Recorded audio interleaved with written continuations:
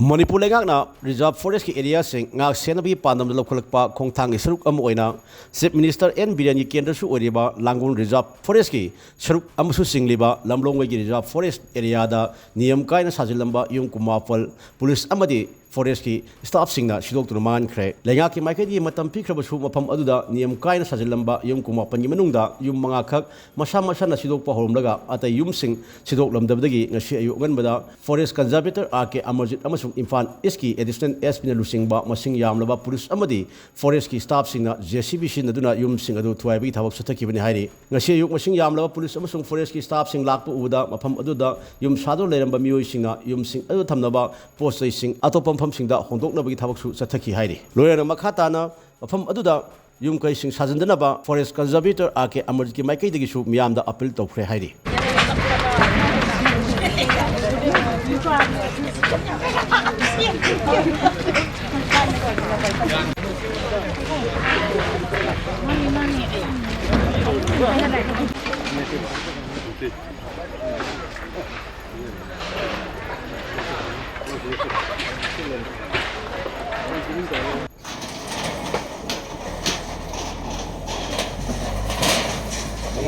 Nanti.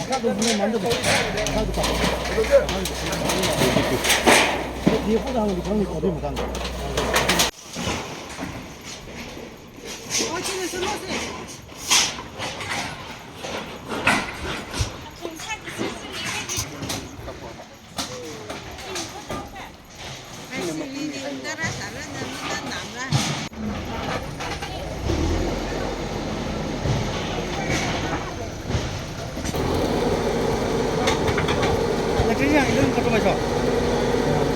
괜찮아. 내 진동한 이거 알고 살로요.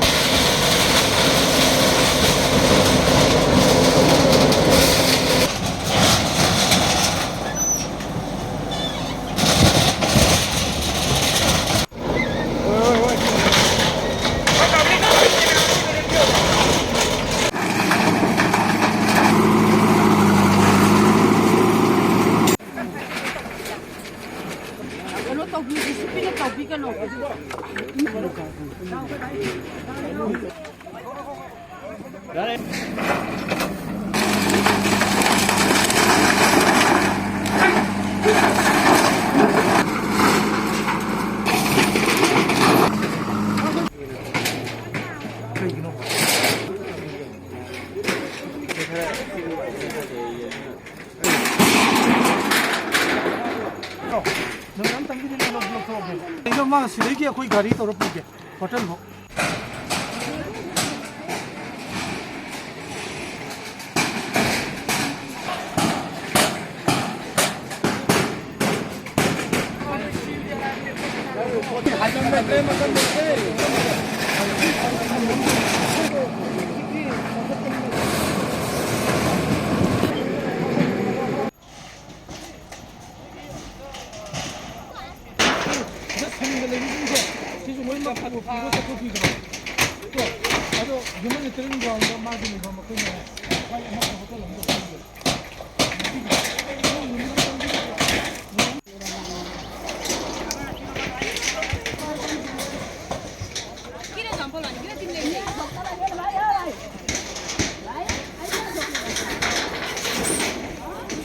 cái lều kìa.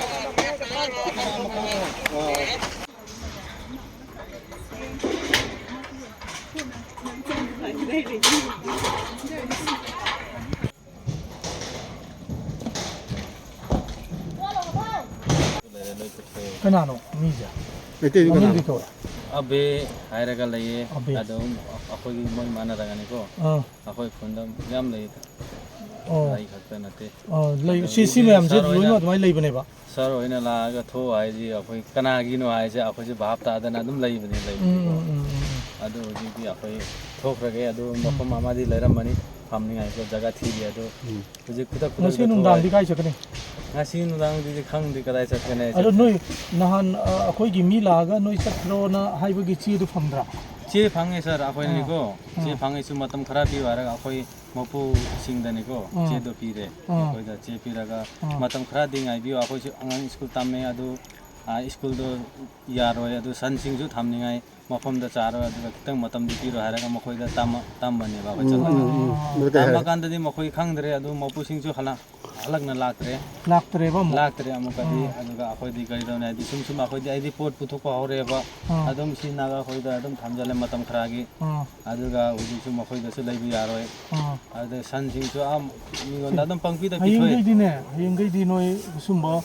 ꯁꯨꯝꯕ ꯆꯤꯡꯗ ꯂꯩꯕꯁꯦ ꯁꯤꯁꯤ ꯔꯤꯖꯥꯔꯚ ꯐꯣꯔꯦꯁ ꯑꯦꯔꯤꯌꯥꯔ ꯅꯠꯇꯕ꯭ꯔꯥ ꯅꯣꯏꯅ ꯃꯤ ꯑꯃꯗ ꯂꯩꯇꯥꯔꯁꯨ ꯅꯣꯏꯒꯤꯁꯤ ꯄꯇꯥ ꯂꯩꯕ꯭ꯔꯥ ꯆꯦ ꯂꯩꯕ꯭ꯔꯥ ꯍꯥꯏꯗꯅ ꯐꯖꯅ ꯍꯪꯉꯣꯕ ꯑꯩꯈꯣꯏꯗꯤ ꯂꯩꯕꯁꯦ ꯑꯩꯈꯣꯏꯗꯤ ꯄꯤꯛꯏꯉꯩꯗꯒꯤ ꯁꯤꯗ ꯂꯩꯕꯅꯤꯅ ꯁꯤꯗ ꯄꯤꯛꯏꯉꯩꯗ ꯂꯩꯕ꯭ꯔꯥꯕ ꯄꯤꯛꯄꯗꯒꯤ ꯍꯥꯏꯗꯤ ꯆꯍꯤ 9 ꯂꯩꯔꯦꯕ ꯑꯩꯈꯣꯏ ꯍꯥꯟꯅꯗꯤ ꯁꯤꯗ ꯁꯤꯒꯤ ꯍꯧꯖꯤꯛ ꯖꯤꯡꯒꯟꯒꯤ ꯌꯨꯝ ꯁꯥꯕꯁꯦ ꯊꯨꯒꯥꯏꯔꯦꯕ ꯍꯧꯖꯤꯛ ꯁꯤꯒꯤ ꯃꯊꯛꯇꯨꯗ ꯐꯝꯃꯦ ꯑꯩꯈꯣꯏ ꯏꯄꯥ ꯍꯣꯏꯅ ꯂꯩꯕꯅꯦꯕ sida leibase adugi sum akhoi angang sing leibadagi ipasu asomda chinglomda chakibagi akhoi sida dum tharaga leibane ba kuireba adu chai kun mangagi khara heleba adu ai akhoi si forest gi ne haraga adum chebudi lai haibudi khangra forest gi chedi lai aduga 2014 da thugai bido ada yawbura nangi yumcha akhoi yumdi aduda sadri 2014 da sadra nang chai kun manga kamai lei haino na chai di akhoi ipa de sida lei re no ipa gi yum do 2014 da forest na laga tawdu thugai bidu yawra adu thugai base sida phajana ke tawde mokan ko mapu singa ni ko leyo hare ba nate thugai bidu yawra yawbudi yawre adu kha mate khakta thugai raga chaki adu mapu singa adu mate khakta thugai na haini ngasi su noi gi je mathang da lak ai akhoi se kaino ni koi gi ain do adu khak hojik di sir akhoi anira gore ko sidani ko thugai ri se hana akhoi pa hogi matam da sa amra keno tawra samaina tham tawra ga lothoy adu ko hojik se lothoy na hojik ai di susar saroi sidadi sarina di patalen ta ba jaga do ai isana lowang amdre sini ko mi gi maram ta mi oitar su adu sa laigani adu sar hogi su mafam lai dini ko akhoi laining ai di mafam mama piro sir nate mafam isa gi si jaga lai dini ko ai kedum hai ge ko mafam pi ba se hoi keno to godong na dor su mafam ji amna lui hai tare nangi pokpham nangi leibham haidana ama leitragadi sarkar noina chi tharaga ni babog yai ko adubu migi reserve forest nung da leisallaga akhoina lampi ga dawne habri su amuk yade ba ko nung saugno bai na haise akhoi gi reserve forest ama haibase even mi buk to smai nang ji hujik phabi yai ba khoina aseng bai nang pha ga dawne ba ko aduga tha taruk jail da tham ga dawne ba nang se aseng bagidi नंगी नोइना खंगजदबगी मी Yamuna लेहलंबगी हाइबदुदा अखोइना खितंग relax तबई वाने आइन गी मतुंगिनदी नंजे अखोइना फारा पुगदौनेबा अदुना लोइमक्सि काउथौनरगा नंग मथंगदैदी मीगी पता लेबरा नंगी लमजे हाइदना हंगकांद लयु चिंगदा चत्पा मतमदा नंगुन वागनेबा सुमाइना को हुजिक्तै मफम चाबा म थिरो अदुगा मथंगददी सिदा नोइ अमोहन लेरमगनु सुमाइना नंगन हुजि हाइदना खितंग थुगाइर मसखिना नंगी आदा वागा लेरिसे asi lokho nang tawgdo sing loi tawro uji di lokho bani loi lokho seisda mon chaganu ko ai giming RK Amarjit Singh kaujai hujik conservator of forest aduga DFO gi charge su pujari ba ko khoina ngasi tawjari ba se compartment number 6 khabam block khoi gi langol reserve forest manung ne na akhoi gi record ta leijaba mafam da akhoi na so cost tawjaba se yum kunma panne aduga masigi mafam je koi gi forest rights act ki makhada claim tawraga hujuk process ta leiriba mafam ne adaidu da ngasai rights forest rights ju tha daba aduga atopa anouba haitare khara laisalakba adugi akoi yum kunmapan lokthok sabagi program dane yum kunmapan sigi manungda yum manga amadi moi masana hana sidok chare aduga kunmari ma koi hujuk lokthok sabagi process ne koin tawjai section 26 of Indian Forest Act 1927 aduga rule number 67 of Manipur Forest Rule 2021 gi makhada divisional forest officer ai isamangna issue tawjaba order gi makhada tawjabani haijabatar